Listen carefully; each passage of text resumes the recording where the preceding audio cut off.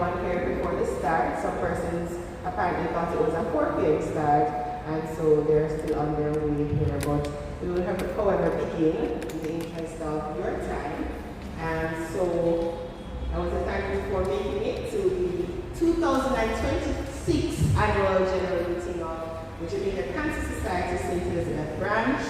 And this AGM is hereby called to order. We begin with our devotional exercise, and so we invite to do that Reverend Hilda Vaughn. Please make her welcome.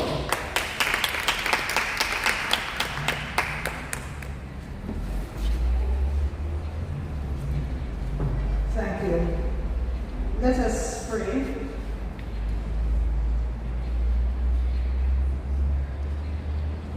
Gracious and merciful God, the source of all good things, we are gathered in your presence to acknowledge our stewardship, the stewardship of the Jamaica Cancer Society St. Elizabeth Branch at this annual general meeting.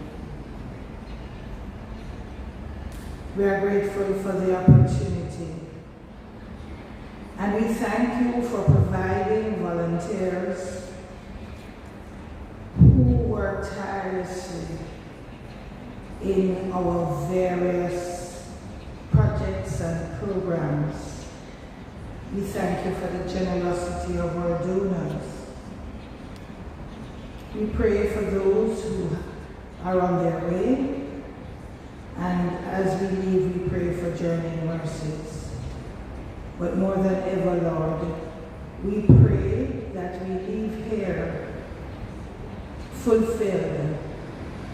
We leave here going to bring others, other volunteers, other donors, others who will spread the word so that day by day we may do what is necessary to eliminate cancer. We ask this in the name of Jesus Christ, our Lord and Savior, who came to be one of us and to show us the way. Amen. Amen.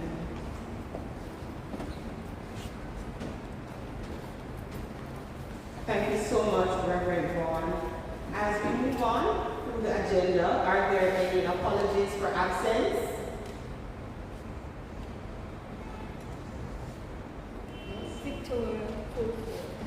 Victoria Fulford. Are there any other apologies for absence?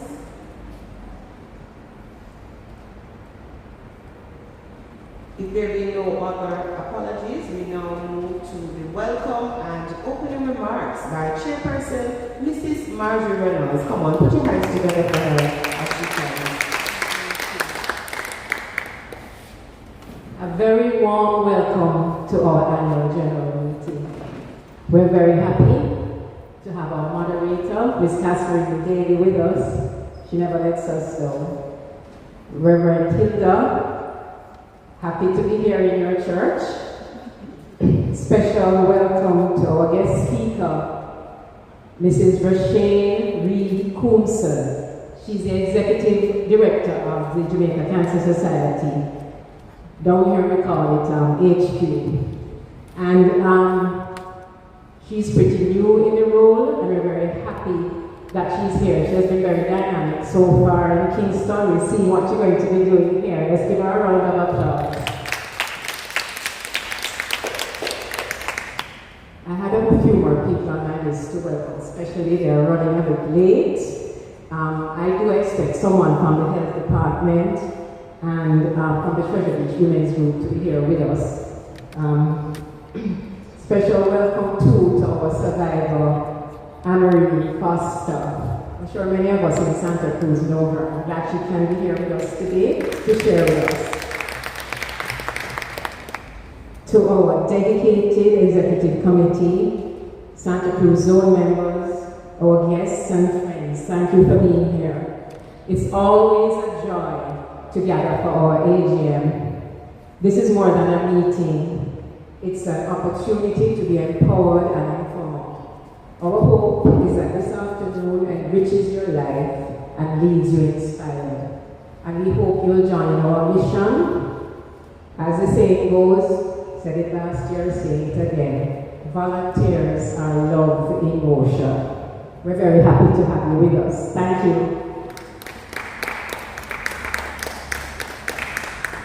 All right. Thank you so much, Mrs. Reynolds, for your warm welcome and opening remarks.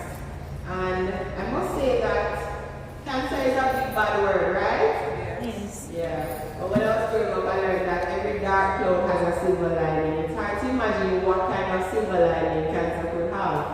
But I think one of the things, even if cancer leaves us, that I want to remain is the community and the camaraderie and the sharing and the caring that it causes.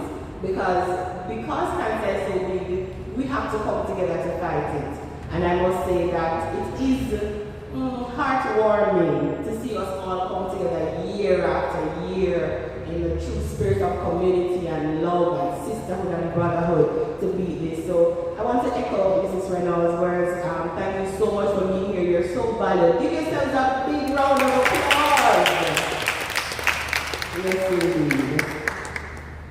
At this time, in the spirit of community, we have someone with us who is from the Park Mountain Primary School, and she's going to come at this time to do a performance. I want you to put your hands together and make her feel extra welcome. Miss Shania Scarlett.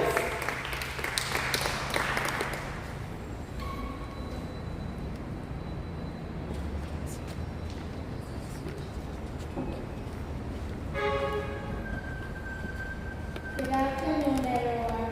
Good afternoon. My name is Shania Scarlett, and today I'm here to represent our Mountain Primary School. I am going to be doing a song, The Clan, written by Alice Cyrus, and I hope this song will encourage your hearts.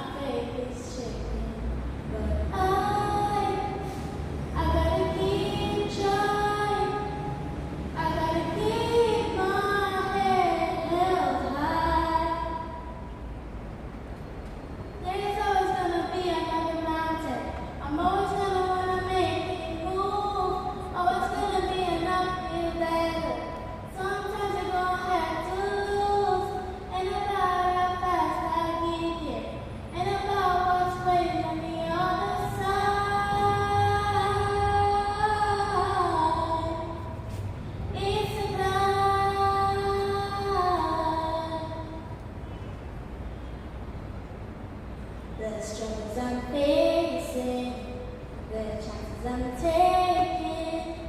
Sometimes it might knock me down, but no, I'm not breaking. I may not know it, but these are the moments that I'm gonna remember most. Just gotta keep going, and I gotta be strong. Just keep pushing on. There's always gonna be another mountain. I'm always gonna wanna make it move. Always gonna be enough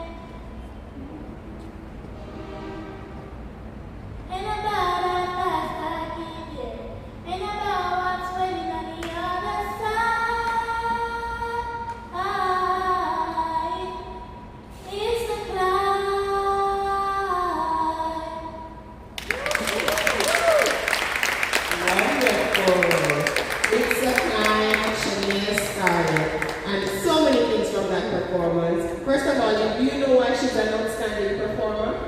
First and foremost, because the track stopped and she didn't stop. She kept going, so that's the first plus. And then I'm kind of glad that the track stopped, because you get to hear her sweet voice so much clearer, right? Give her a big round of applause. Miss Jamaica of the Park Mountain Primary School. As we move through the agenda, it is now time for the confirmation of minutes of the AGM of March 2025, and you would have received a copy of the AGM.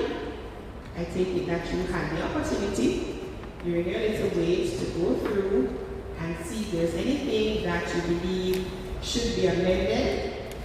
And so at this time I ask, are there any corrections to the minutes of the AGM of March 2025? Corrections, adjustments, anything you'd like to point out before we move to the confirmation?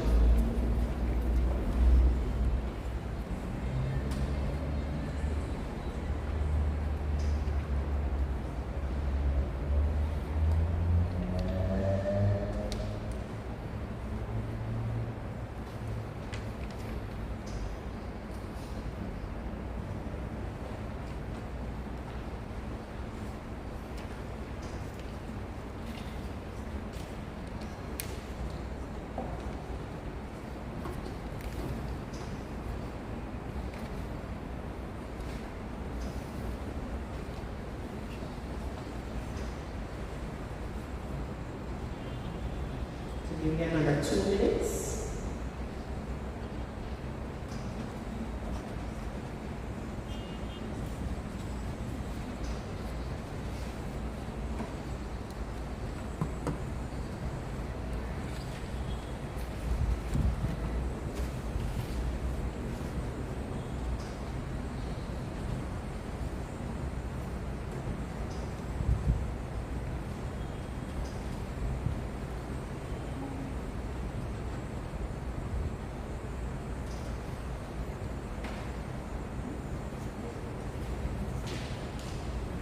Alright, so for the final time, are there any corrections to the minutes of the AGM of March 2025? If there be no corrections, can someone move for the confirmation of the minutes?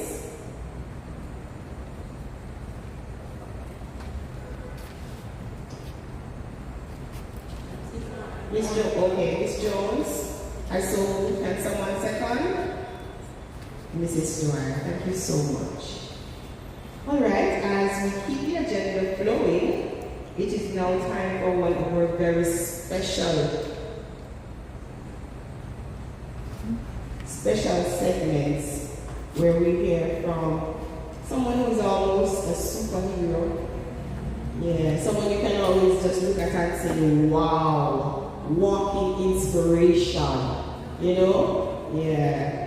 Champion. So many words you can use to describe a survivor. Tell me some of the words you can use to describe a survivor. Because it's not an easy road, you know. Hero. Strong. Huh? Overcomer. What else? Determined. Yeah? They have to persevere. They have to have strong will. Alright. So it's not something that's easy to fathom, and so we can only imagine what a journey like that is like. And so we have to take our hats off when someone walks the walk and is able to overcome. So ladies and gentlemen, at this time we invite you to do a survivor story. Miss Amory Foster, cancer survivor. Put your hands together and welcome this superwoman.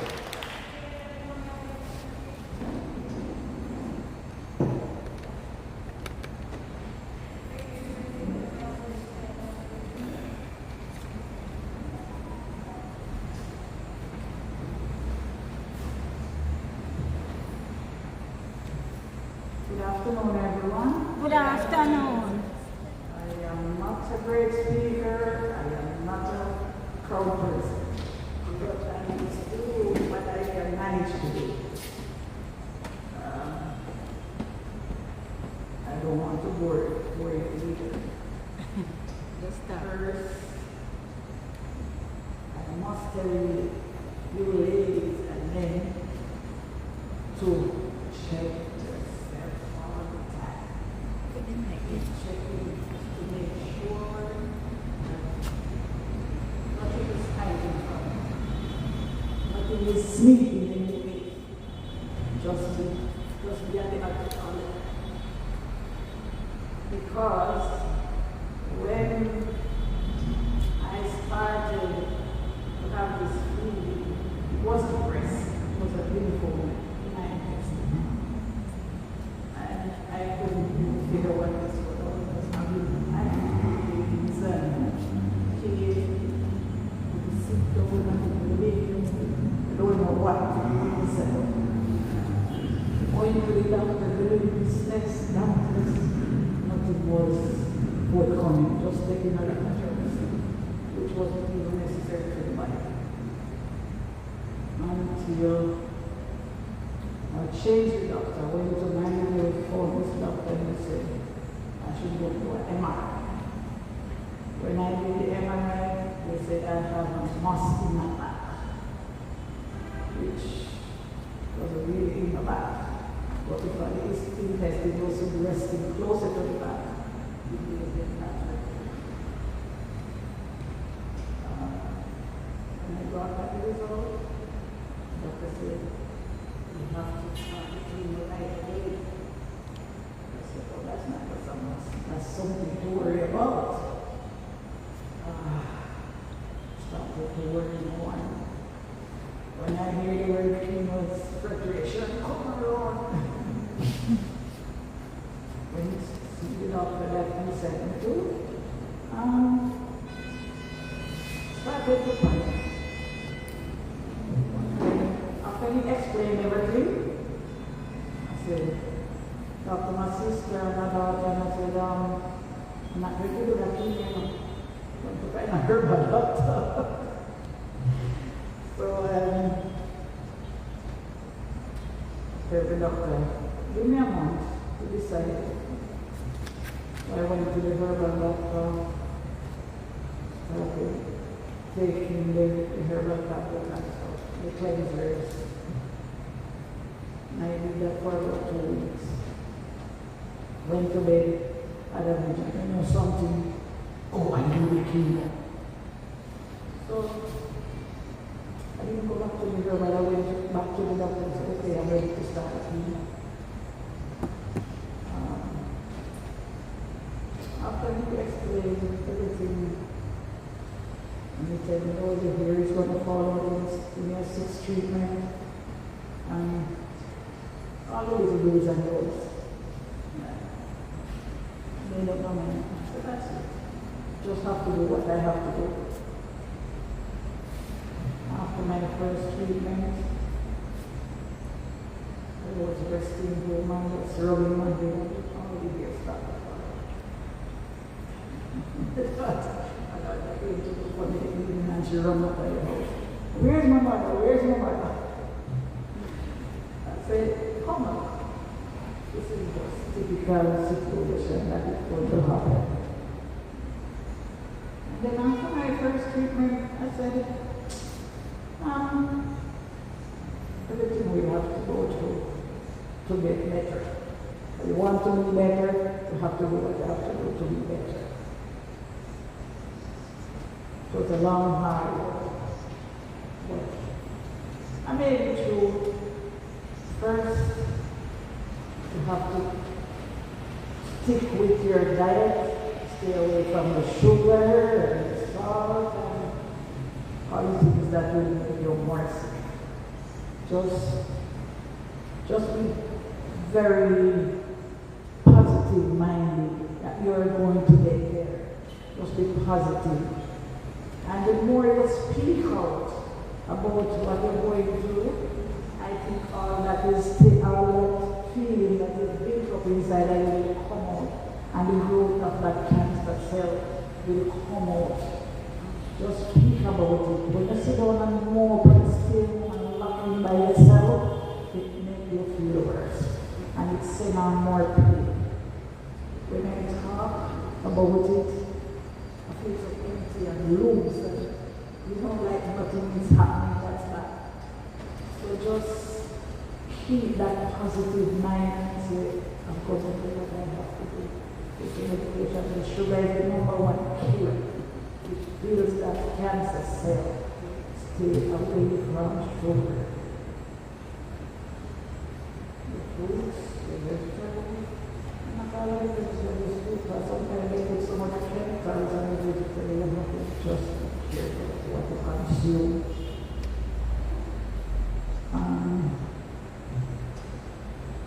To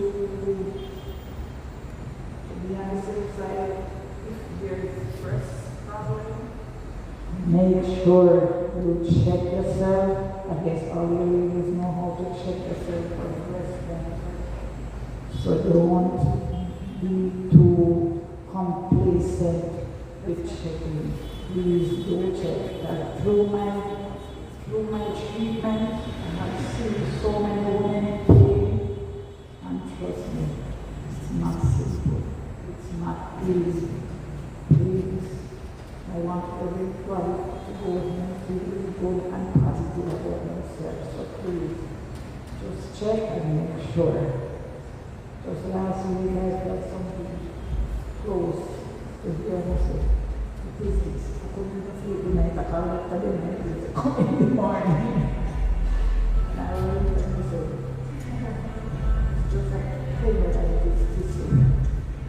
I saw it in tissue. So you gave me something. I'm feeling it anymore.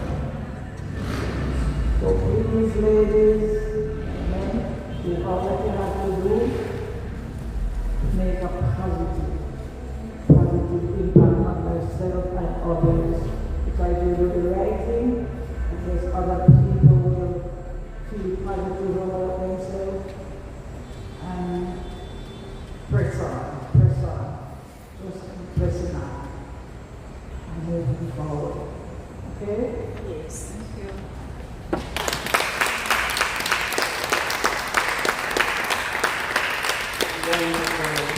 Thank you so much for short and spicy, Yes. positive. Yes? Yes. Right, so she's telling you that you have to ensure that you check yourselves, the onus is not on you. Catch it ahead of time. And if you do get caught, to stay positive. And you hear her, she's probably one of my favorite survivors. I'm glad she's not glad. I'm happy she hears it. So you hear her talking about having a positive mindset, going out and talking about it, not staying, because she working hard the whole time, she's not staying home, and she's sponsoring this, she's giving this on credit, she's doing community development, she's giving back all while going through her personal battle, and so I think she deserves another round of applause. Thank you so much, and we're so happy for you, Miss Foster.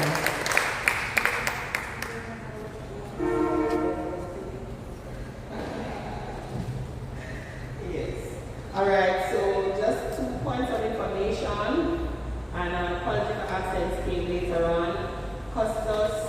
Former Custos, the Honorable Barry Rochester, who is still the patron for this proceeding, has tendered her apology for absence. And we noticed that the Vibes Queen is here. Mrs. Fern. Alright, so Mrs. Fern Forman Lemon from the Treasure Beach Women's Group is here. Welcome. Right, so we will now have a candle lighting ceremony. So Ms. Foster, Mrs. Reynolds, and our guest speaker, Mrs. Rashane Reed Hooser, Executive Director of the Jamaica Cancer Society, will do the honors. We're lighting this candle for those who have lost, for our survivors, and for the hope of peace.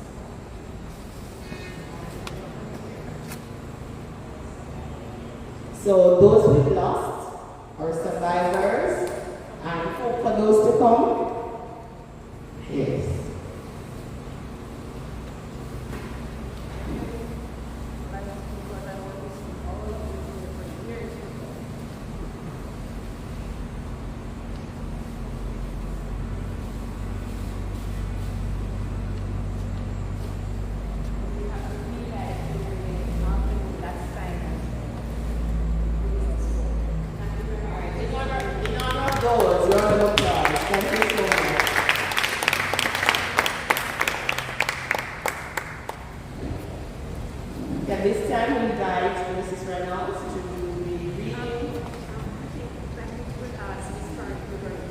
Okay, no problem. So at this time we have greetings from Mrs. Fern Faulkner Lemon of the Treasure Beach Women's Group. Put your hands together for her as she comes.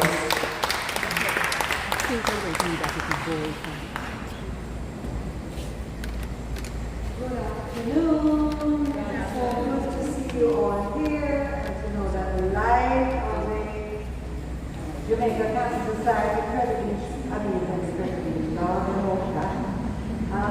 The settlement branch continues throughout with all the ups and downs. So congratulate the members who continue to let this light shine. I bring you greetings from President Women's Group, which is celebrating its 25th anniversary. It was last year, but because of COVID, we were unable to celebrate. So we are celebrating in March. We have our 80th and we will have to celebrate the 25 years. And to let you know, when it started 25 years ago, because a group of rural women, now we have men. And it was for the advancement of women and creating a space for their being able to market and to help with their health. So because of that, we had 11 years of health clinic, free clinic once a year for a week until COVID stopped that. So then, just before COVID, we started a mammogram program where women within Treasure Beach area, first of all, would have their mammogram done at no cost to them. And we partnered with Mandela Radiology for that. Out of that program, to date, we picked back up after COVID, and our last report was we did 1,325 women at no cost to them. We had expanded to Montego Bay and partnered with Dr. Frey and Hospital, and we did 32 before the hurricane. No, Hospital is not operating, so we don't have anybody on that side. We're hoping to get somebody in Kingston to partner with us. Manual machine is down, so good news. We're partnering with Harvey. Starting next week. So we have like about 30 women on the waiting list for Harvey's. We also did like 72 ultrasounds for follow-up at no cost to the women. And we're working on the prosthesis. So it's difficult to think that sort of thing, but we're working on it. And another piece of good news, some time ago we did prostate, the PSA, because women are scared of the digital. So we did the PSA, and then from there, this is Pope's son. Dr. Pope came and partnered with us, and I think we did like 40-something men during that second. No man, this is a couple years ago. Right. But now, on Monday, starting on Monday, we're doing like 10 men every week. We partnered with the lab instruction. So we'll do 10 men at the center. PSAs. Just the PSAs, right. Because we find that they get more comfortable then Dr. Bush can speak with them and refer them further, digital and whatever else they need to do. But as we know, breast cancer or cancer is like the leading cause of death in Jamaica. So we try and thank God for the sponsors, for people who see what we're doing and continue to support us through that program. Thank you so much for giving us this.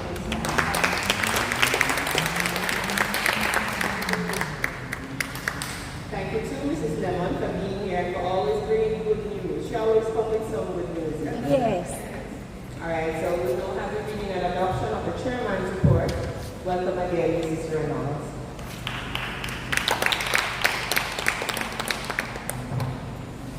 Good afternoon again.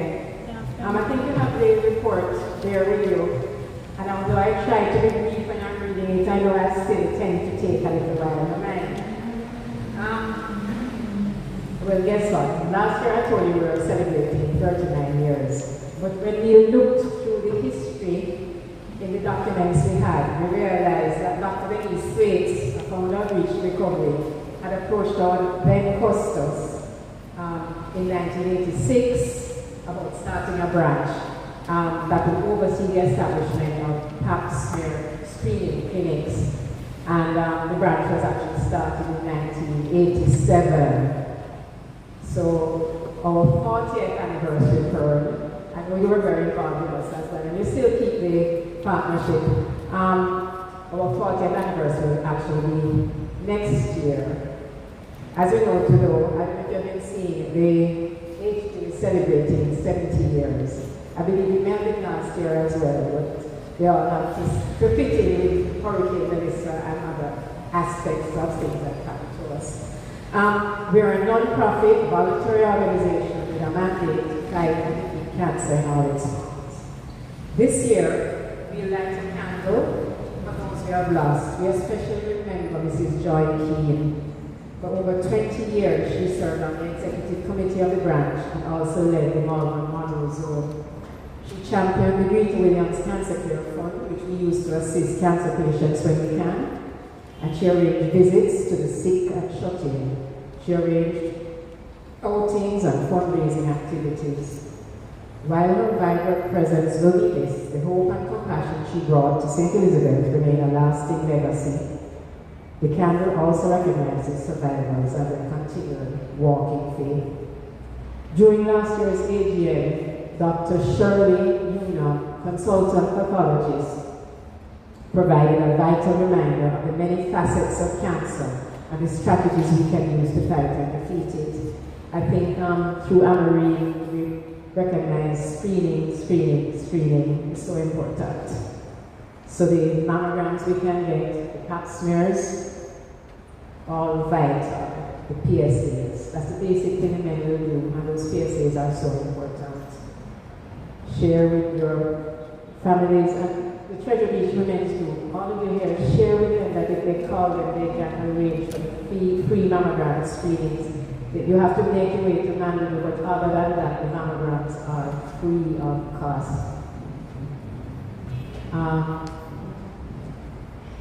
Yes, Dr. Newman really gave us a lot of insight into how we can effectively work to overcome aspects of cancer through knowledge. So when we screen and when we get to know what is happening to us, we can work on those areas. It was very informative, but screen. 2005 was a challenging year for us as we continue to adapt to changing circumstances.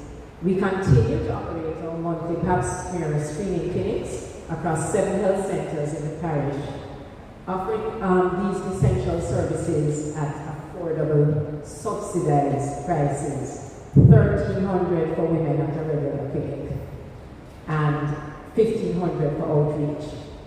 Several factors affected our numbers negatively in 2025. While nurse Cecile Fraser Miller, she has provided as much support as possible, but she found it difficult to continue.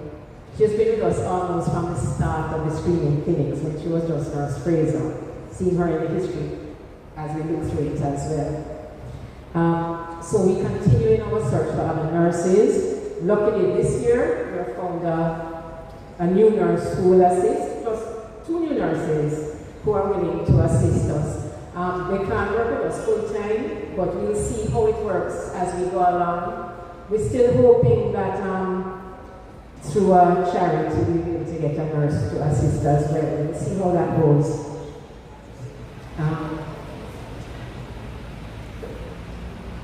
Pap smear reports are returned in a timely manner. I think that's one of the vital things. And the health department, I know, is very happy to have us doing the pap smears, and we're happy to have their clinics, working with them in their clinics. We're happy to be working with them, we're happy to have their clinics, and we give them a monthly report through Mrs. Cheddar, so that they can have their whole set of results there. We're very well received by patients. The vital records along with our public outreach efforts are managed by Mrs. Cheddar, who serves as both our record keeper and public relations officer. We look forward through headquarters to getting sponsorship through the National Health Fund and other organizations for various types of screening in the coming year, pap smears, PSAs for the men, etc. We especially thank Nurse Fraser Miller and Mrs. Cheddar for their dedication and hard work.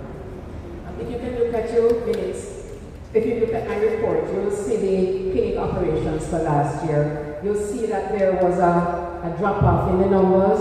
Just 641 ladies screened last year. A part of that was that Nurse Fraser Miller, we didn't have to, because she wasn't feeling so well, we weren't able to have a nurse for 6 of our clinics. And then, of course, Melissa took out, post-Melissa took out about another 8 clinics. So we didn't have 14 clinics last year that we normally would have had. We just had 40 clinics. So instead of 54 clinics.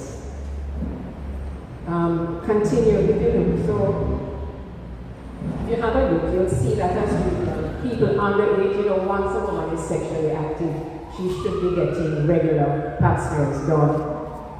Under 20, we had 3 women during the year. And then you can see 25, as usual, the biggest numbers are for the people between 40 and 64. Out of the 641, it was 469 in that age group. And then when we look, we'll see that of the 641, 601 were normal results. 17 Ascos, 1 LGSIL, and 7 HSIL. The descriptions of those are below. That's what those stand for. Under the able leadership of Dr. Yvonne Perrier, she's here today, the Santa Cruz Zone of the Jamaica Cancer Society branch, the Santa Cruz Zone of the St. Elizabeth branch, continues its vital work through a dedicated team of volunteers and regular engagement. This past year was highlighted by a successful tea party that provided direct assistance to a brave primary school student survivor, alongside a highly visible Heroes Day 5K walk, run, cycle. It started at Stets and ended at Stets, and it drew over 100 participants in the past year. It significantly boosted the group's presence within the Santa Cruz community. Some of the funds raised were used to assist several survivors. Some also came to the branch. As we look ahead to this year's planned events, we celebrate the zone's success in fostering both awareness and a spirit of solidarity. If you have a look at the screen up there too, you'll see various things that we did during the 2025 year. Building on the successful momentum in Santa Cruz, we aim to significantly enlarge our group's visibility across the entire parish of St. Elizabeth by expanding our outreach and presence. We hope to reach more communities with our message of awareness, support, and collective action. If you have a look at the front of your programs, when you open the program, you'll see the clinics and the days that you'll see the clinics and the days they're done. You see it on the inner page. Please advise people in your communities. It makes a big difference when they can come and get a pap smear for $1,300. So please use that page. Don't just throw away the program. Keep that page, put it on your fridge so you can remember to tell the people in your community about when the clinics are in your particular community or near to your community. You can get a pap smear done for $1,300 and you get back the result.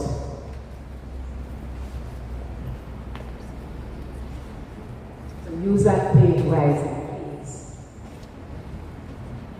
Through the revitalized Rita Williams Cancer Care Fund, we offer financial assistance to several cancer patients during the year. In early October 2025, the Black River Methodist congregation hosted our branch at their regular service, where we gave a short presentation. We were warmly welcomed and received. We pray for them as their church was very badly damaged. October is Breast Cancer Awareness Month and remains the cornerstone of our calendar. It marks a peak period for both fundraising and community outreach. The energy especially intensifies towards the end of the month as we partner with local schools for their Pink Day celebrations. These events provide a vital platform to engage the younger generation and foster a culture of health awareness across the parish. We all know what happened towards the end of October last year. The majority of schools weren't able to really sell their papers either.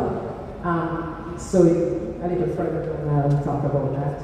On the 1st of December, 2025, Hampton School Monroe College Interact Club presented us with a donation of $50,000. We appreciate their caring thoughtfulness.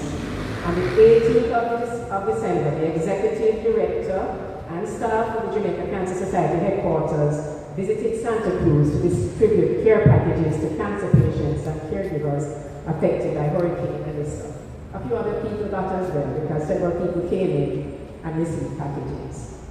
This meaningful outreach provided essential support and relief to those in our community facing the dual challenges of a health journey and disaster recovery. Their presence and generosity served as a powerful reminder of the solidarity within our national organization.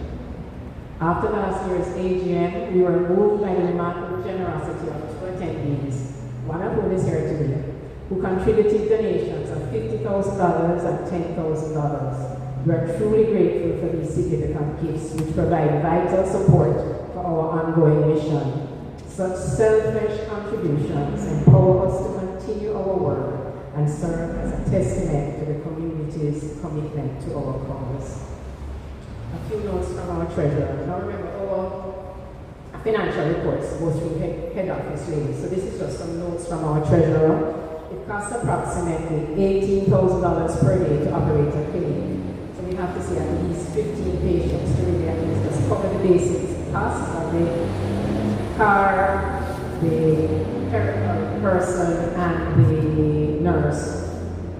Slides cost $800 to be processed each, which means that we are subsidizing those slides fully.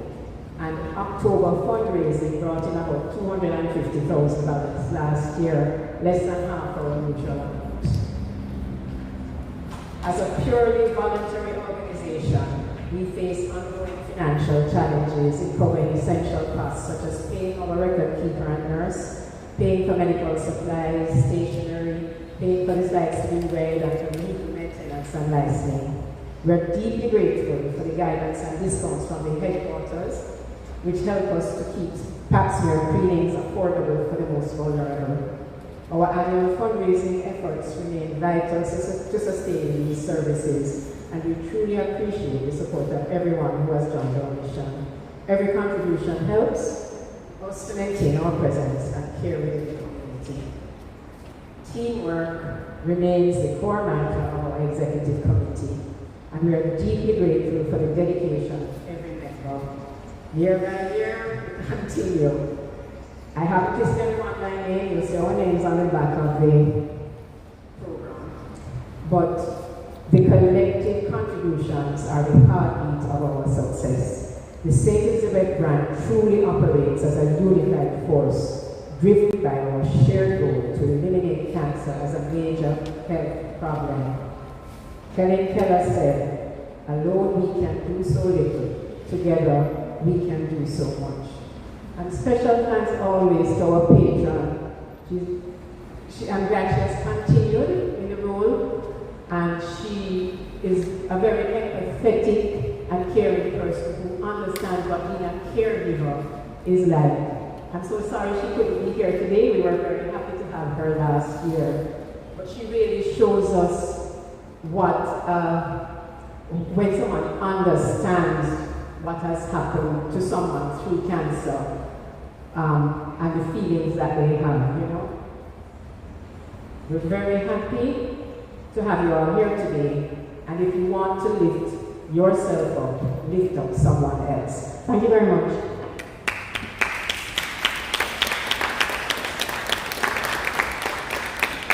Thank you so much, Ms. Reynolds. Can we have a round of applause for Mrs. Reynolds? As chairperson and for all she does here. Thank you, Ms. Reynolds. We appreciate you. All right, so we do have some other here with us. I mean, what would an event of this nature be like without any representation from the health department in the parish? And so we invite you to do greetings in this order. Mr. Sean Brissett, Parish Manager at the St. Elizabeth Health Department, and he will be followed by Dr. Carol Hamilton, Assistant Medical Officer of Health at the St. Elizabeth Health Department. Put your hands together as they come.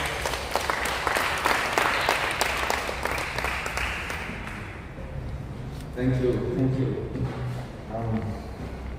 It's good to be here again to join you in your annual, your AGM. Let me recognize a few persons. Chairperson.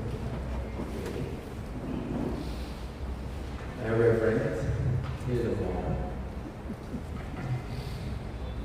My Deputy MOH, Dr. Carl Hamilton. Oh, so our chairman here, chairperson, opening and welcome. So this is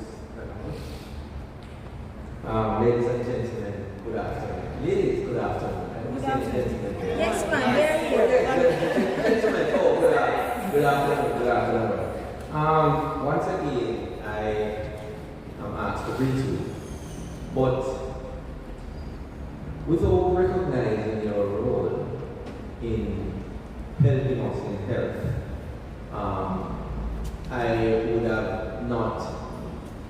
I would have missed quite a bit. I would have missed.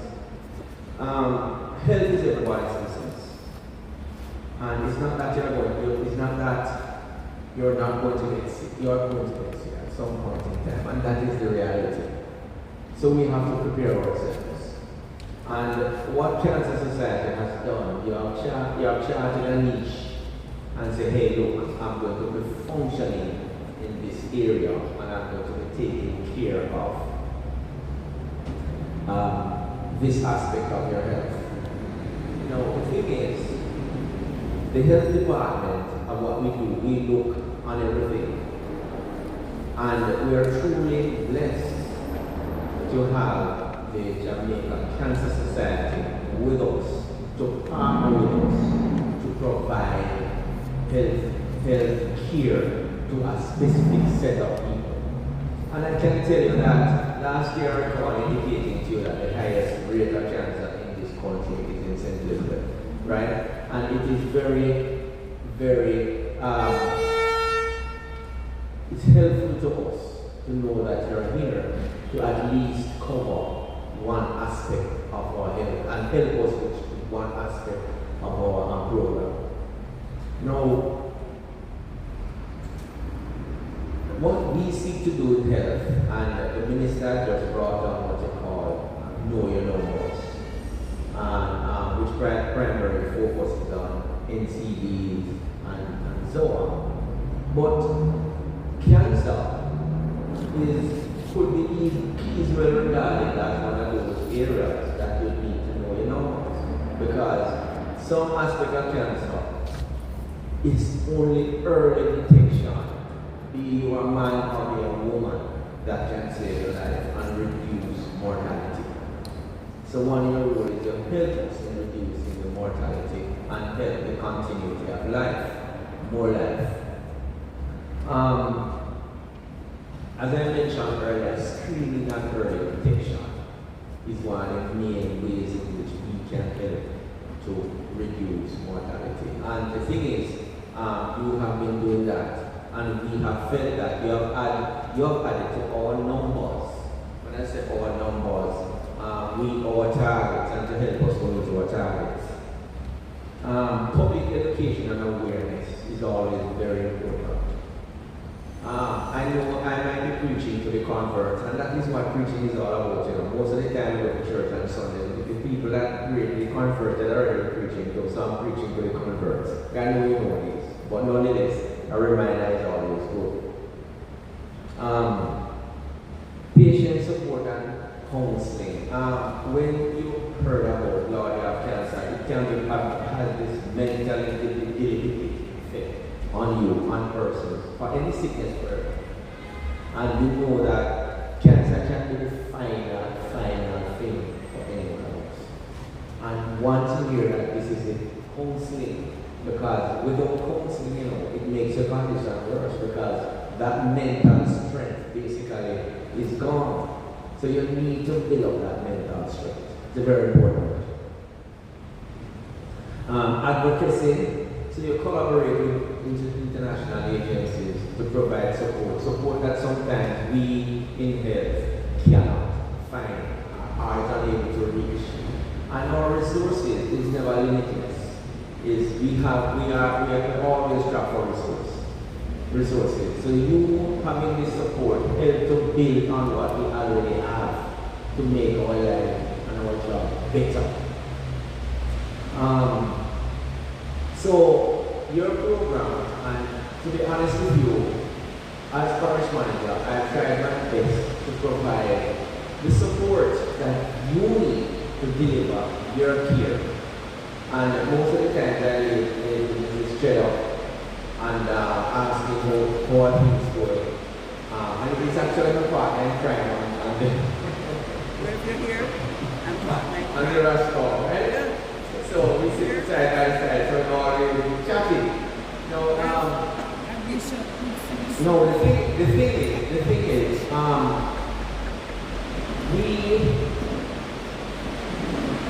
most of our health center, and we are always seeking to make better and have greater degree of greater capacity. So we can find a room here, a room there for you to do your thing. And as a matter of fact, my latest here is actually being on burial, the recovery from burial, because I was out there seeking to make our health centers better. Not burial, sorry. Burial was here before last. Melissa. So there we were with my managing director trying to make our health centers better, and that has been our mantra over the last 4 months, trying to make it better.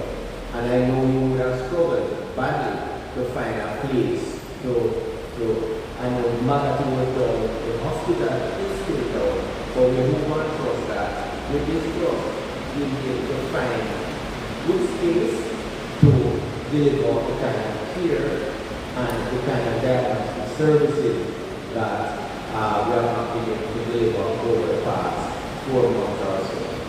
Alright, with that said, I wish to indicate that we in health will provide Cancer Society with all the support that we need, as long as we have the resources to make sure that your job can be easier and done in an environment that is in keeping with how we can get the work done. Thank you.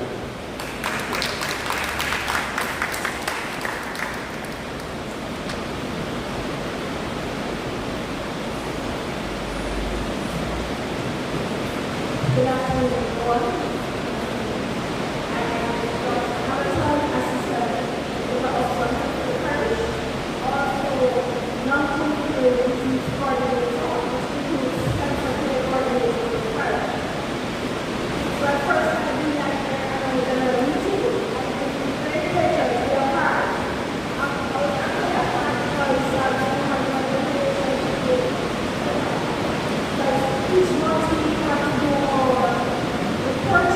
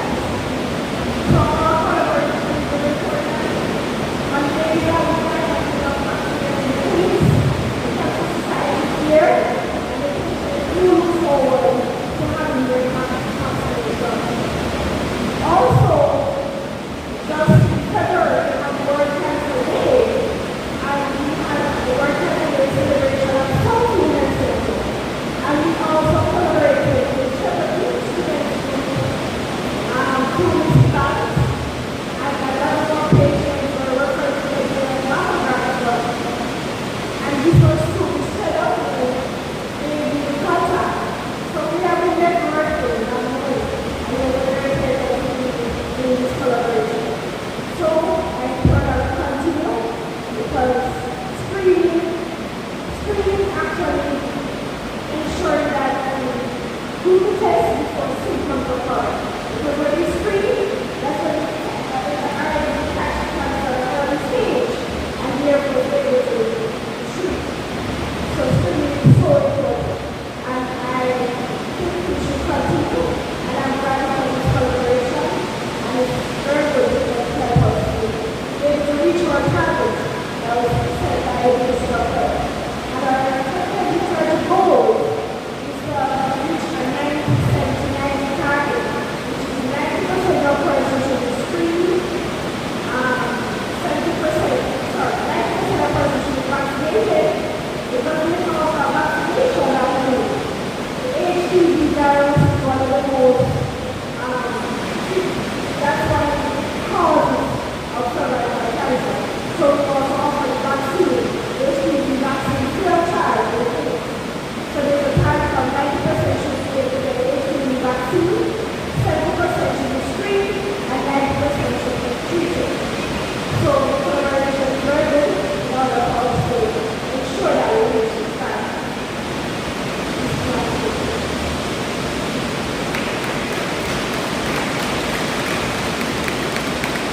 Thank you so much, Mr. Griffith and Dr. Hamilton. We really appreciate the community, networking, collaboration, and support.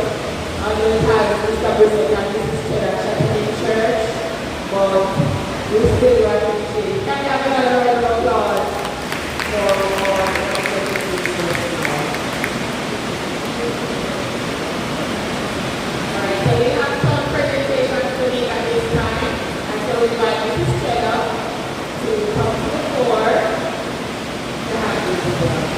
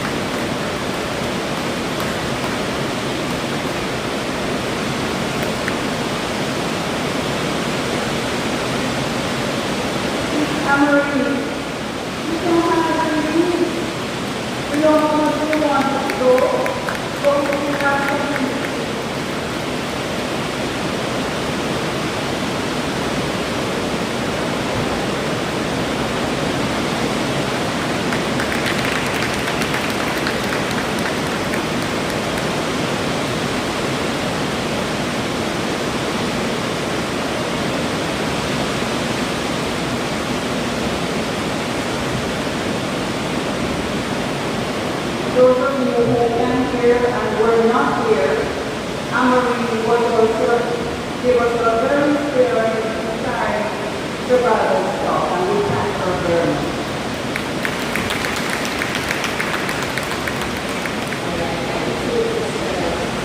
I want to backtrack a bit to the adoption of the chairman's report that was in 1990. We heard the reading. If you have any objections, any objections to the chairman's report?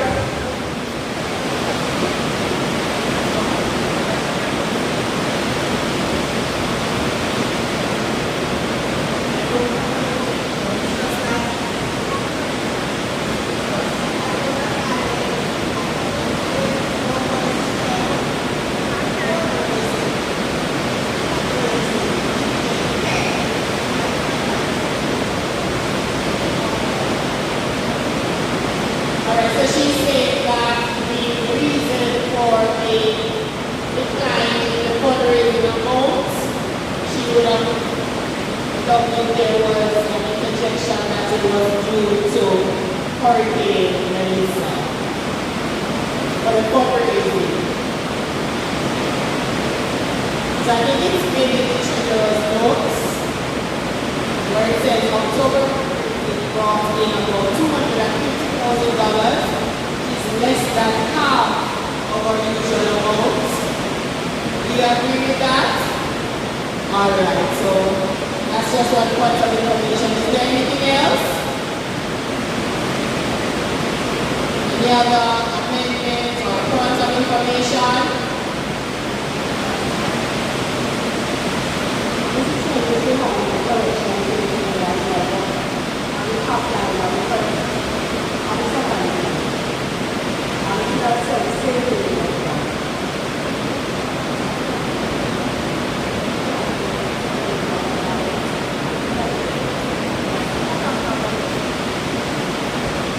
Alright, so what I'm going to move for is an adoption of the minutes once those two adjustments are made.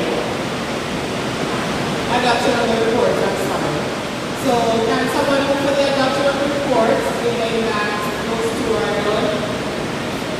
Alright, can someone second that? Alright, this is Chair. Alright, so we're winding down. We're at that point where we'll hear from our guest speaker. And so at this time, we invite you to official introduction, Mrs. Edith Cheddar. Put your hands together as she comes. After Ms. Cheddar, then we will hear the voice of our guest speaker. Thank you. Good afternoon again, everyone. How much can you hear from the back? Can you hear me, Mr.? You can hear me? Okay. I have a big mouth today, so I'm hoping you'll be able to hear me better.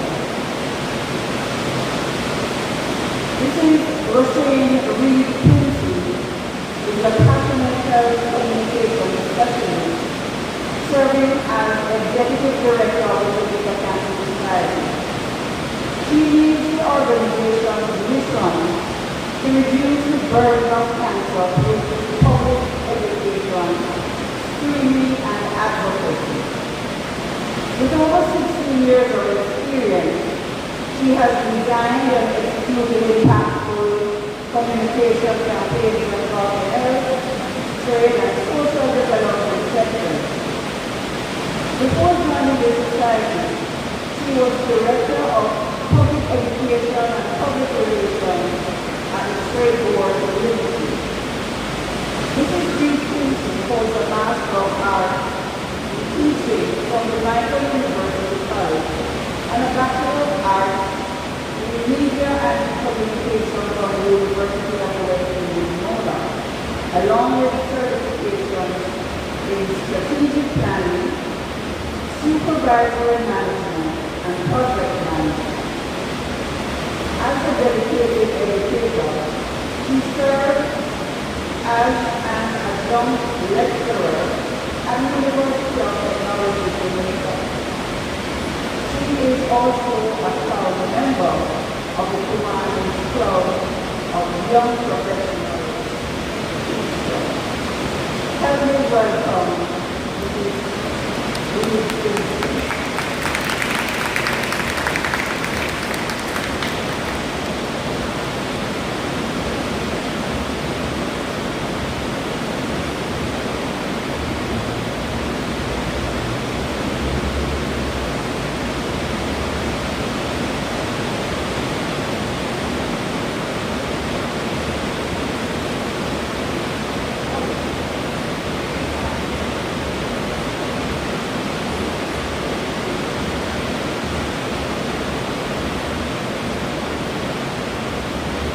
Good afternoon, everyone.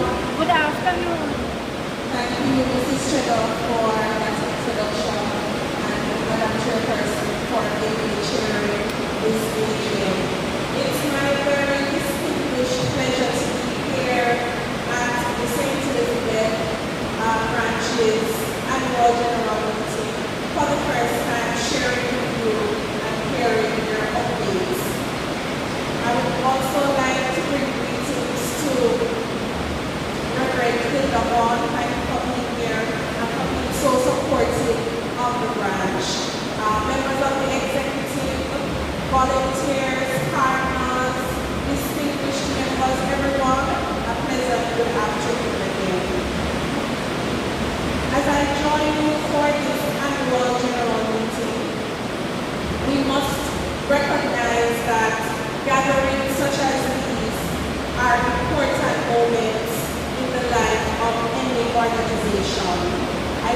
how many of you are aware, but the Jamaica Cancer Society's head office is celebrating 70 years this year. And so we are embarking on some cost-effective celebratory activities, primarily because 70 is such a milestone moment, and we want Jamaicans to recognize that the Jamaica Cancer Society as a whole has been here for that time, providing advocacy, education, and screening services. Also, I am unsure about how many of you are aware too of our recent plea that was launched in October last year. We offer mammograms as one of the services at our head office. So we do 3 main screenings at the Jamaica Cancer Society's head office at 16 Lady Musgrave Road. So we offer prostate screening, mammograms, and pap smears. We are happy to have the NHF on board, providing us with free screening services at times, even though it is challenging at times to get approval from them, but whatever we can get, we take it for the benefit of those who need it. We also have partnerships with several other pharmaceuticals who provide us with small allotments of screenings from time to time, like Carolyn, their prostate drug, Rush medical services, as well as face commodity. And we have also received tremendous support from institutions like the Jamaica National Group as a whole, the Scotiabank Group as a whole, CIBC, Caribbean, BNDS, many entities that have supported us, primarily the banking sector, the insurance sector, that have provided tremendous support. So we're very grateful at the Jamaica Cancer Society for the long-standing partnerships that we have had. And I'm going to be very frank with you. We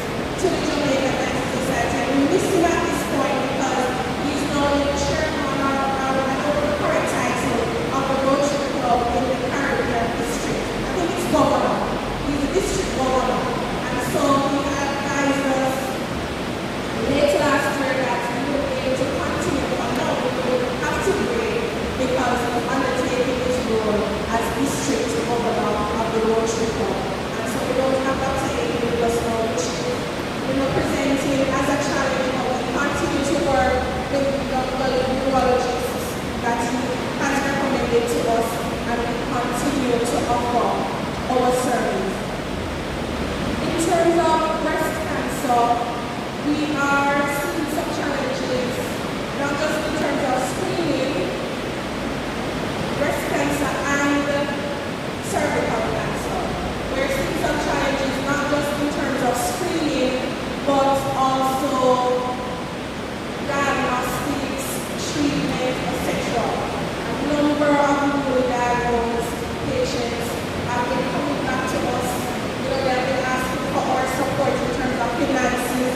Remember, we're a charity. We try to help as many as we can, but the need is real because many of the machines, as we know, they're not working in the public health system. So the further diagnostic testing that they need, they have to pay for it privately, and that is very costly.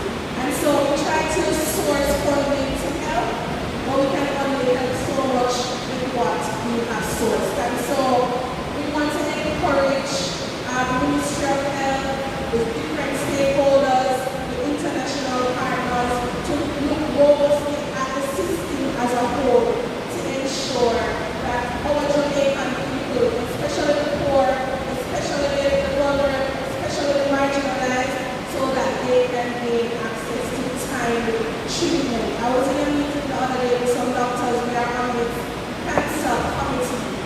It's called a cancer working committee with all different specialists that exist. Breast, cervical, prostate, radiation, all aspects we can think of, including nutrition as well. And the doctors were complaining that the situation is dire. And what was concerning for one doctor in particular is that the patients trust the doctors, that when they come and they do what the doctors say, they will get better. And so she feels like that trust is being eroded because what they recommend is not available. Radiation is not available. So what are they supposed to do? And so we are putting together an action plan to see how we can provide recommendations as to how we can improve the system. Because we can't sit and complain forever. Right? People are being diagnosed each month. When you send up your reports, you have newly diagnosed, we have abnormalities. And so we want to ensure that persons can get the necessary treatment that they require. And so we want to encourage our partners who have supported us to continue to support us because we have much further to go. For 2026, the board of directors of the Jamaica Cancer Society, they have given us some bold targets for this year. We are to screen 6,500 women mammograms, 6,500 pap smears, and 1,000 prostate screening, including the iris. And so that's a big number for us to work towards. And so we are going to be partnering with individuals to see how we can reach those numbers. We also, in that light, want to strengthen our branches. We have 2 branches, St. Elizabeth and St. Mary.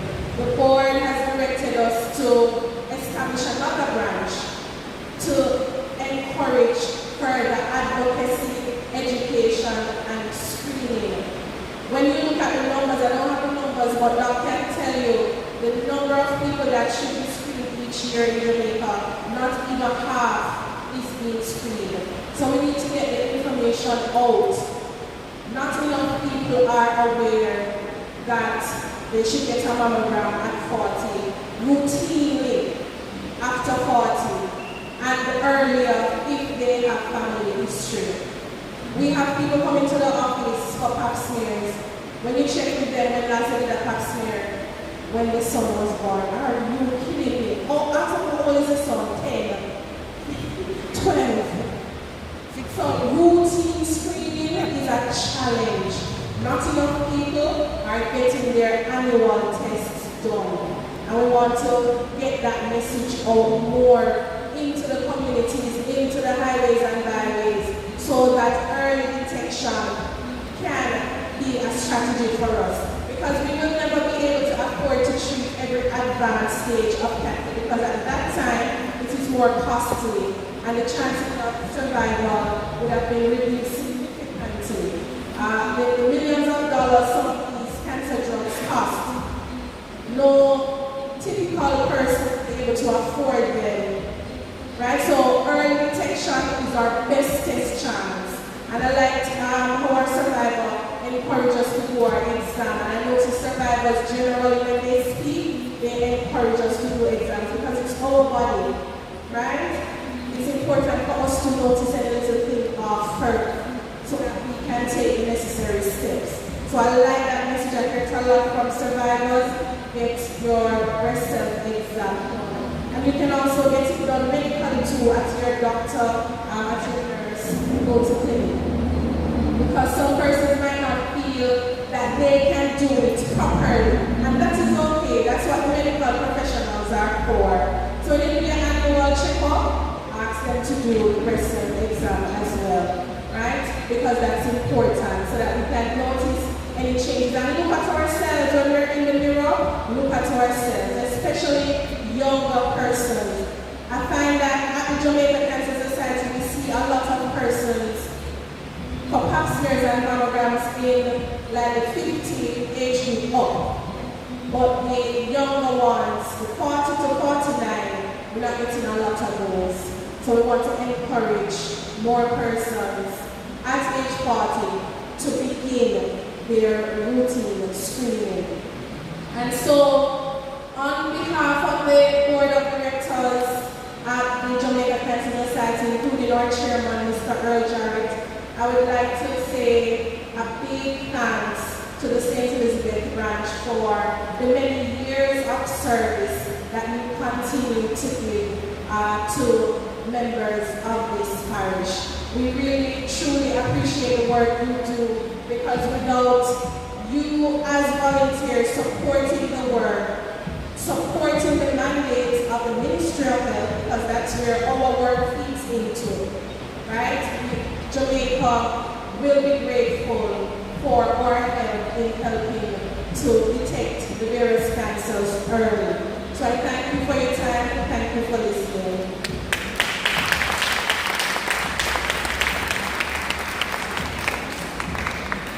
All right, thank you so much, Mrs. Rashid Kumson, Executive Director at the Jamaica Cancer Society. Now, do you have any questions for her? There's a question and answer. That's your question down the back. All right, let's go.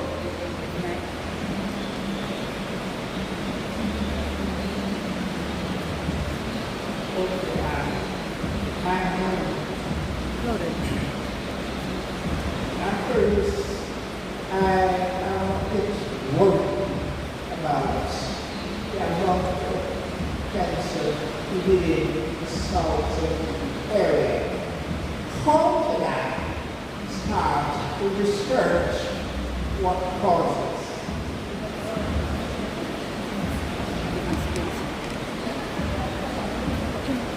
Who's going to take that one? Dr. Hamilton, Mr. Brissett, Mrs. Coulson. Doc, I heard this one is yours. I got to clear this and we would like to have a research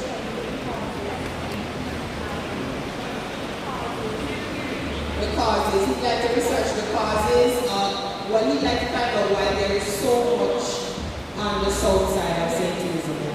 I think we will, because we asked from the last time, right? Why is there so much in St. Elizabeth when we're the bread basket and we should have the, the right food and diet and all of that? Okay, there are different causes for different types of cancers. So as one is finding the causes, then I research, you have to find out different causes. But just looking at the periphery, yes,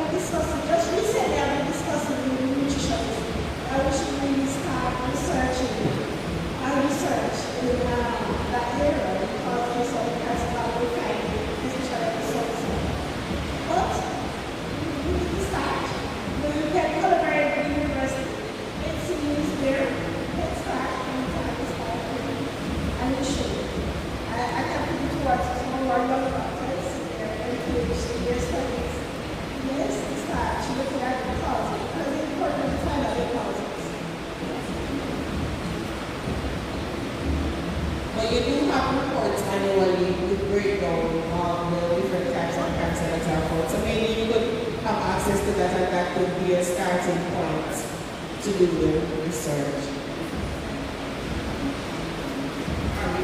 And use those data and that stuff. Yes.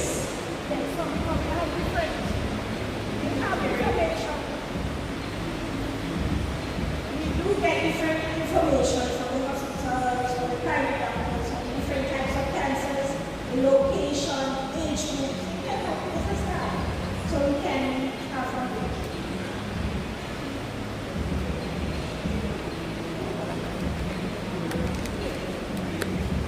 Do I have to get an official? Can you access that information? So you just visit the health department and make a request. So you can visit the health department and make a request. If you need to put something in writing, then I will still advise you on how to go forward. Okay. Are there any other questions? I'm seeing that the HPV test will be similar to doing a pap smear, is that correct?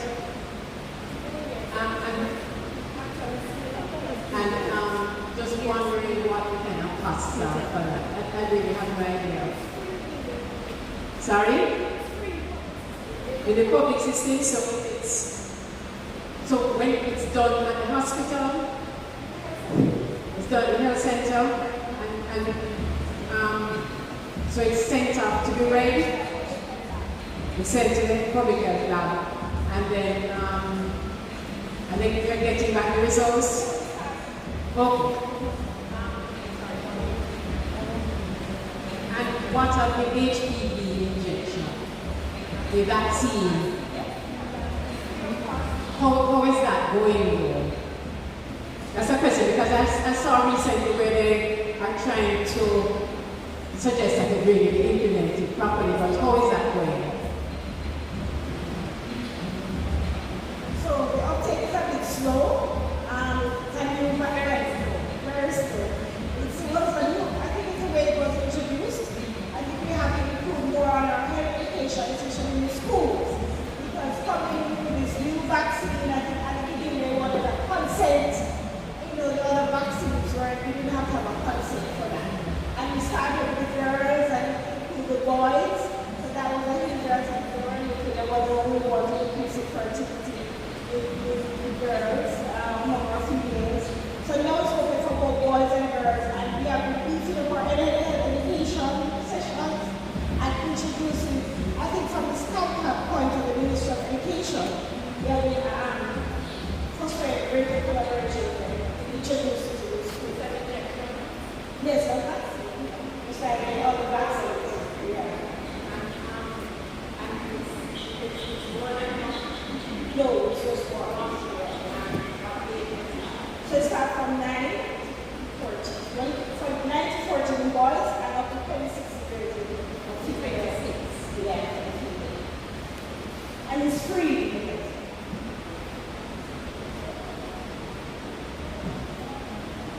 My question is, how would that affect the pap smears that Countries Red Branch does with the different clinics? If you're changing to the HPV, how would it affect what we're doing down here? So the HPV testing normally starts at age 34, but the pap smear will continue from 21 years up to 64 years of age. So we continue with pap smear from age 21. But we know the HPV testing is from 30. Yes, we are looking to start the pilot for this year, certainly this year. I think they're looking at in March, April, we're starting the pilot in different health centers. So I think 8 different health centers were chosen across the region to start a pilot. Almost, I think, 70% stated for some of the specifically stated for the big test. That has to do with colon cancer test. The test to determine the colon screening test. The Manchester, I think we will do the HPV test. The pilot.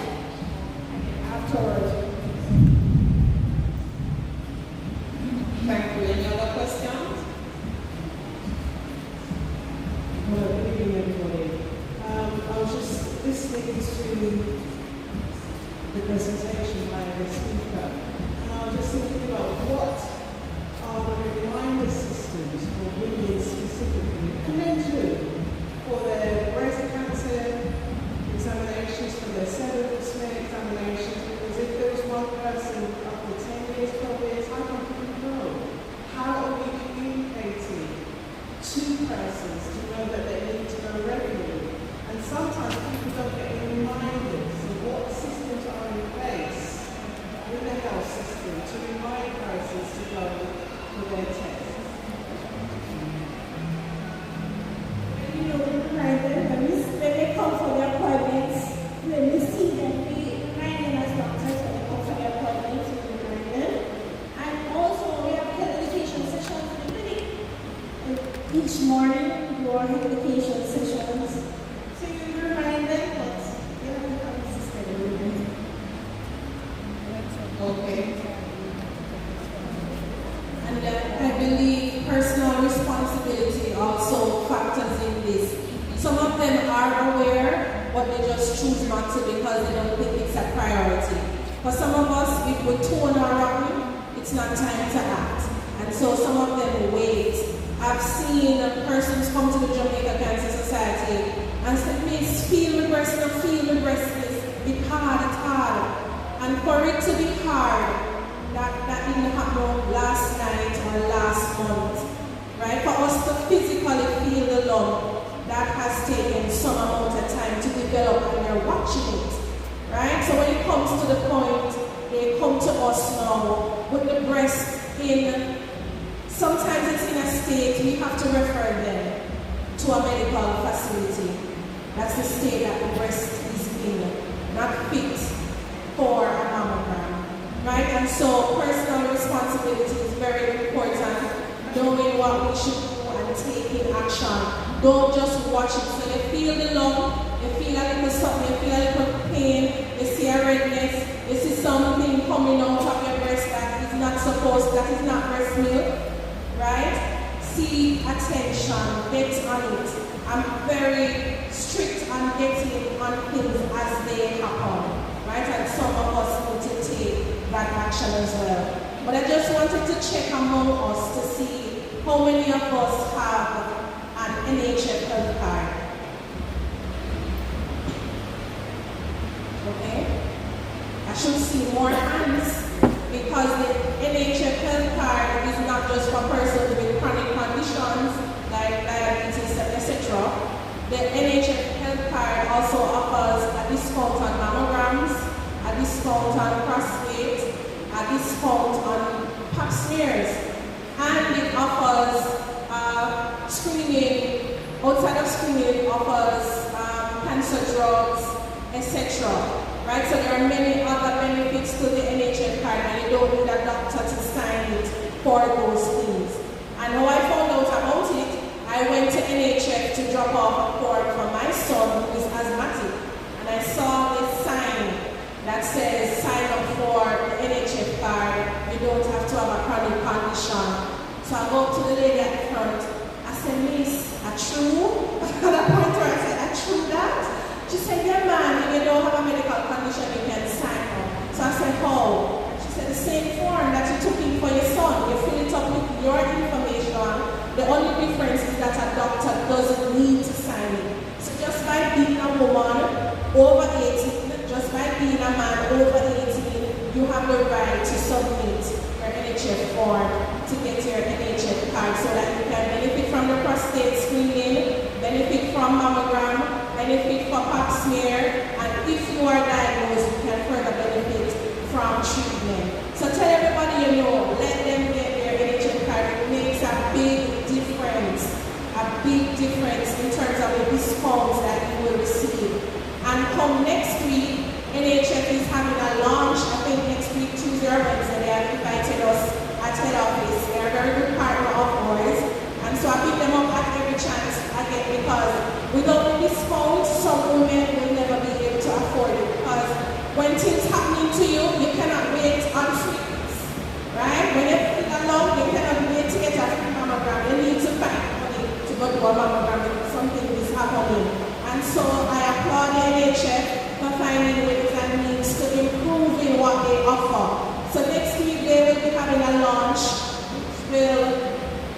showcase some new additional benefits. So I'm hoping that I'm going to hear some big increases to the pap smear and even to the mammogram, because the pap smear is every 3 years for NHN. Right? So I'm looking forward to some significant changes in terms of the benefits that they are slated to unlock. So share with your church groups, your community groups, if you're a justice of the peace, share with those different groups, whatever club or organization you are part of, share the information to let them know that they need to sign up for their NHS card to benefit. Thank you so much.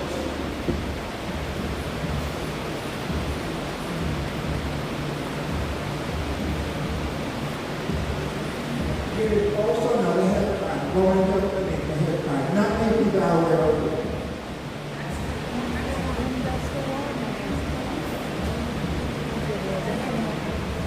And you want to comment on that? Are you all aware of that card? Yes, I'm aware of the government health card, but as you rightly said, some persons are unaware. So we need to share that information as well.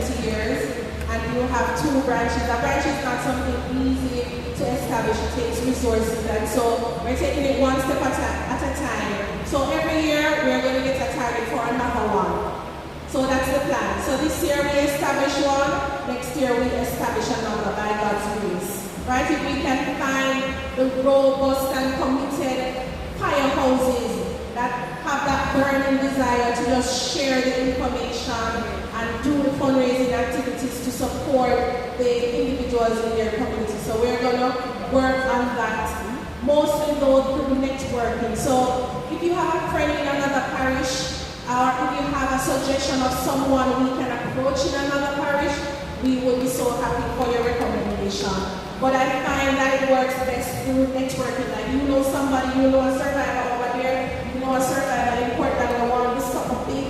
Because sometimes there are those individuals that reach a stage in their life that they want to give back in a big way, in a powerful way, to just say thanks for what they have achieved and just in recognition of their survivorship. And I know there are people like that that just don't know where they are, and they might not know that we exist. Right? I saw some article recently by Janet Silvera, renowned journalist, and she's an entrepreneur as well. And she posted on her Facebook that she needs help for journalists who are going through different health-related issues, including cancer. So I interpreted that post to mean she is aware of someone close to her that is going through cancer. And at the very end of her post, she mentioned that she didn't want anybody to tell her about the Jamaica Cancer Society because they have enough challenges of their own. And I said to myself, thank you very much, because we have to recognize the gaps in the system and find ways to be supportive. So she has launched a fund for journalists with health issues. She has placed $1 million in it, and she will be actively doing fundraising to keep that fund alive and keep supporting journalists who are going through medical issues. And so it's very important for us to be able to find a Janet Silvera that can start a branch in Portland, that can start a branch in Mandeville, find a Janet Silvera in St. Thomas, where I am from. So if you are aware of other individuals who would like to do something special for Jamaica or something special for their parish, right, feel free to share my number. My number is shareable. the other day I got some calls from a previous job, and I took the calls and I directed them. I'm never afraid to answer my phone. I don't hide from people. So feel free to share my contact with anyone you know who is interested in taking the work further.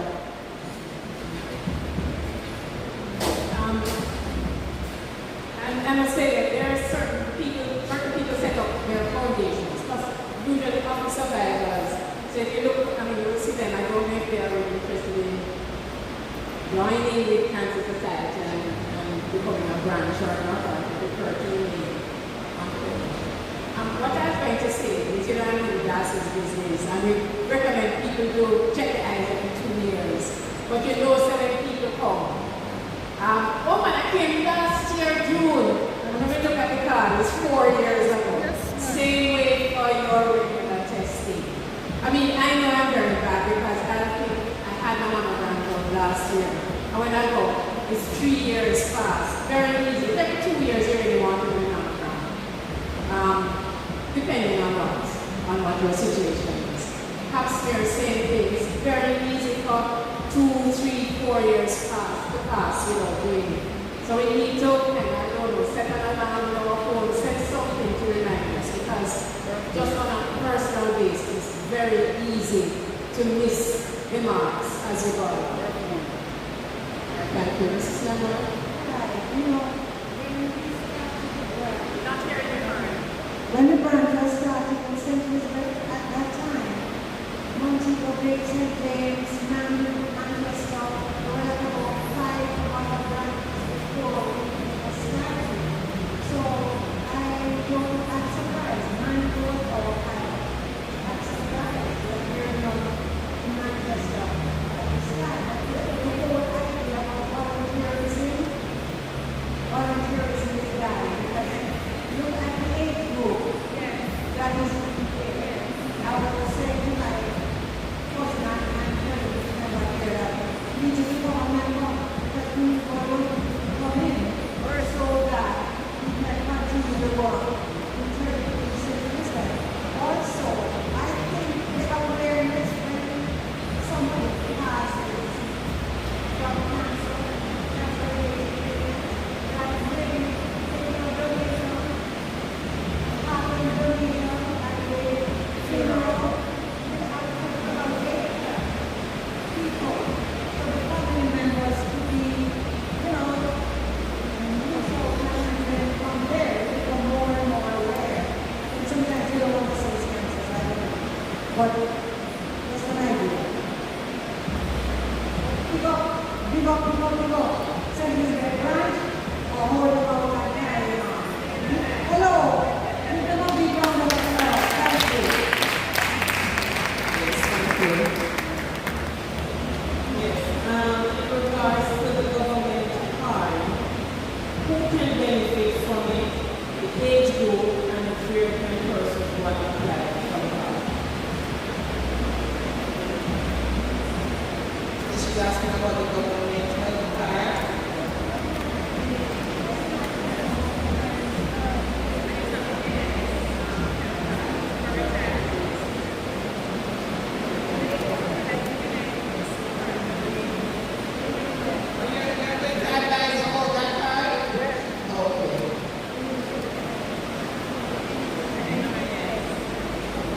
Go to the customer care section of the hospital, and you'll be mad, I'm not sure about that. So you say what you need to do is go to the customer care section of the hospital. He's sure this is in manual. He's not sure about macrobiology. He takes time to close at the health center. Right, so I'm told it's also no, we're not talking about the NHF, are you? He's not talking about the NHF. Government of Jamaica. NIS office? Alright, so I told you can also go to the NIS office. So both cards can be accessed through the NIS.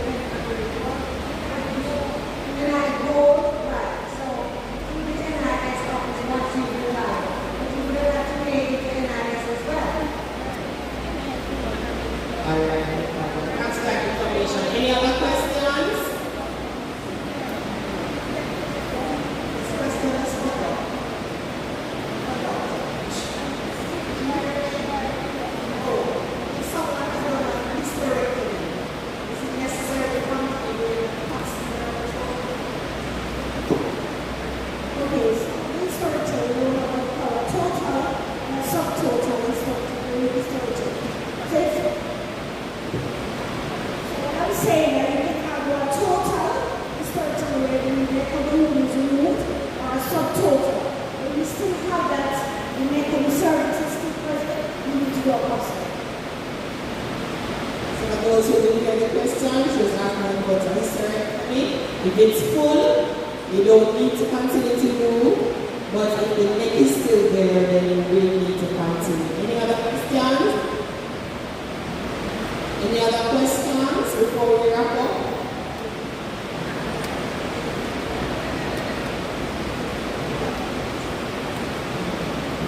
Final call, any other questions?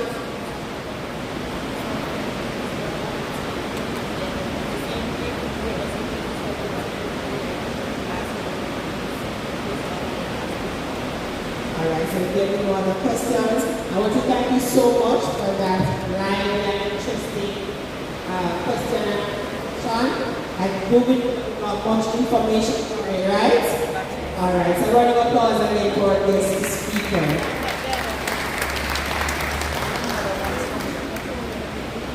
Alright, so we're now at the time where we will have election of officers, and I'm going to invite all the current committee members to stand. Mrs. Cynthia Hill, Miss Joseph Jones, Mr. Gary Cowan, Miss Claudette Slowly, Mrs. Edna Cook, Mrs. Mario Cameron, Mrs. Irene Dwyer, Dr. Yvonne Perrier-Mapp, Mrs. Judith Hendricks, Mrs. Edith Cheddar, Mrs. Leonie Nemard, Mrs. Marjorie Reynolds.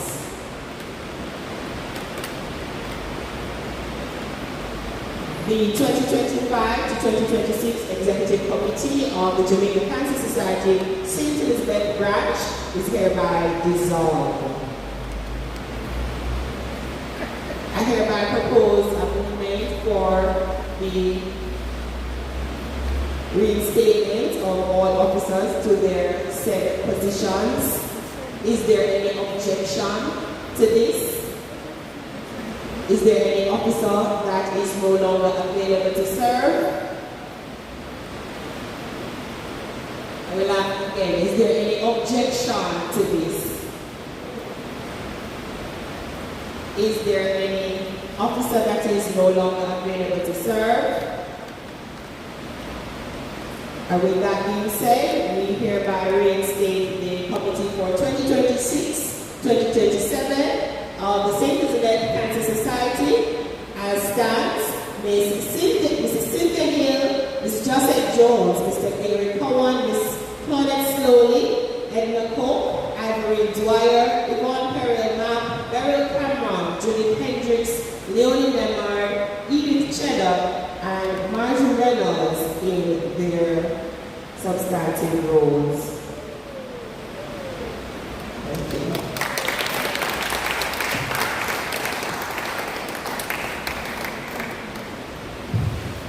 Alright, so we are at the point of the agenda where we will have presentations.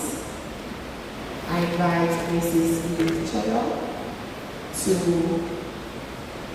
conduct that session.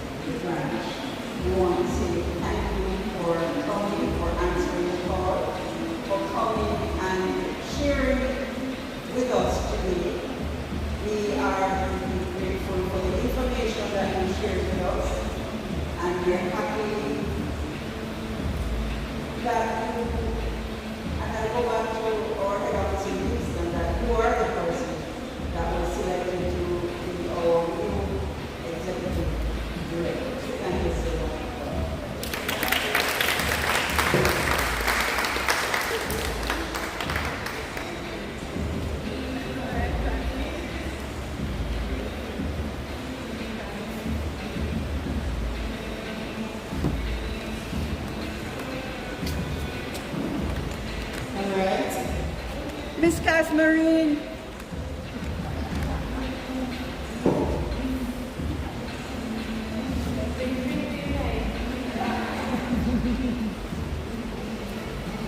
Miss Casmarine, it's been years. She's still glowing. She looks so nice in her face. Yes. But thank you so much over the years for sharing with us. We are always happy to have you with us. And the things you say after each other's hygienists, we are so appreciative. We thank you as always. And it's a token of our love to carry you with us each year. Thank you.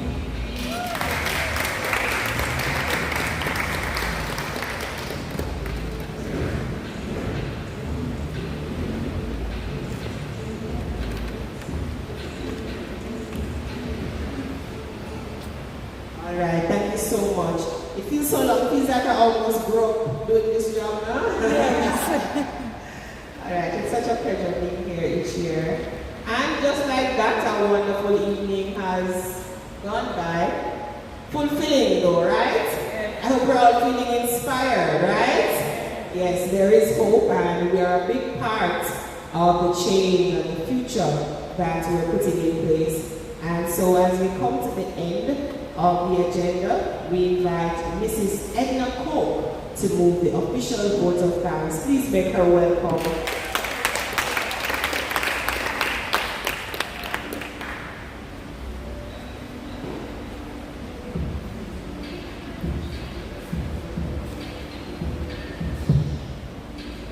Very good afternoon to everyone.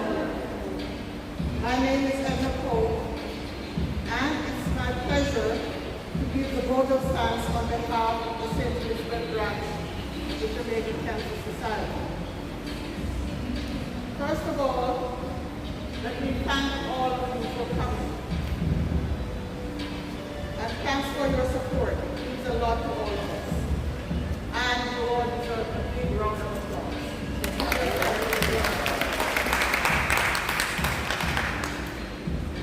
Then moving right along, I'd like to thank St. Matthew's Anglican Church for hosting us. After Hurricane Beryl, and then, if that was not enough, we were hit by the double whammy of Melissa. And our parish was devastated. St. Elizabeth was devastated. And caused a lot of damage to our infrastructure and to our farmers. So it is not very easy to find places to host events these days. So we want to St. Matthew's Church a big thank you.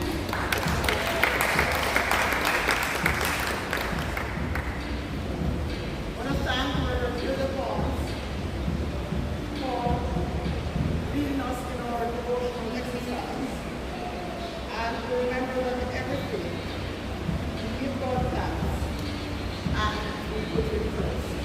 So thanks, Reverend Barnes, for your exercise.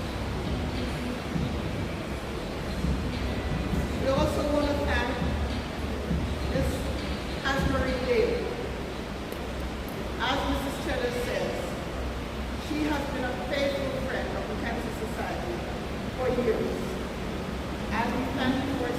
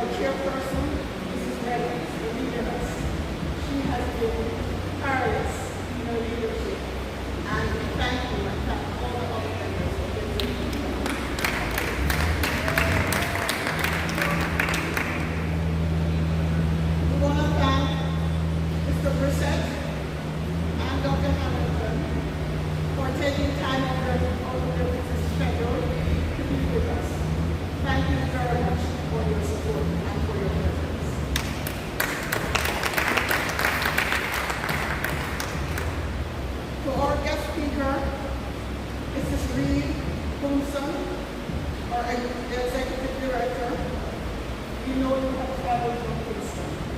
Thanks.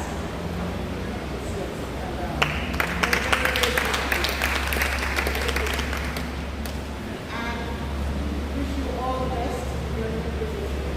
God bless you. Thanks.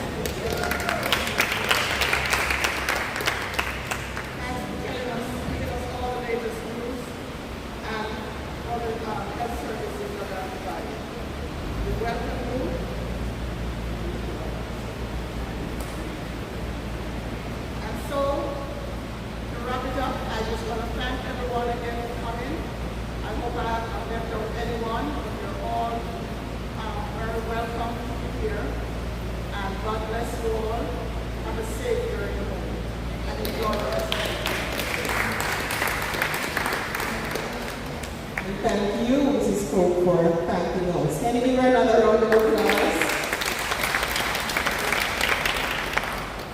Has been a wonderful evening. I will not add to anything to the vote of thanks, but I must say that we should continue to spiral upwards from here, Each year we come, we make a commitment, and it gets hard. Sometimes we kind of don't do as much as we had planned to do, but there's always the opportunity to go at it again. And this is what this AGM offers, and we're really grateful for it. I hope that you will take it for what it has given to each and every one of us. Of course, we have to close, make a movement for the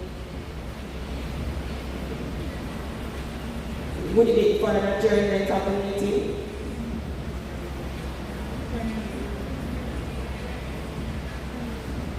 Termination. Right. Can someone move for the termination? Miss Slowly, all right, and seconded. All right, Miss, thank you so much. It says on the back of this, the best way to find yourself, lose yourself, service of others. And another one I have for you is that they say that volunteers don't necessarily have the time, but they have the heart and the compassion. The greatness of a community can be gauged by the compassion of its citizens for others. So may we use our compassion to create a great community. Ladies and gentlemen, thank you so much for being here. Have a wonderful evening, and God bless you all. Refreshments are all available.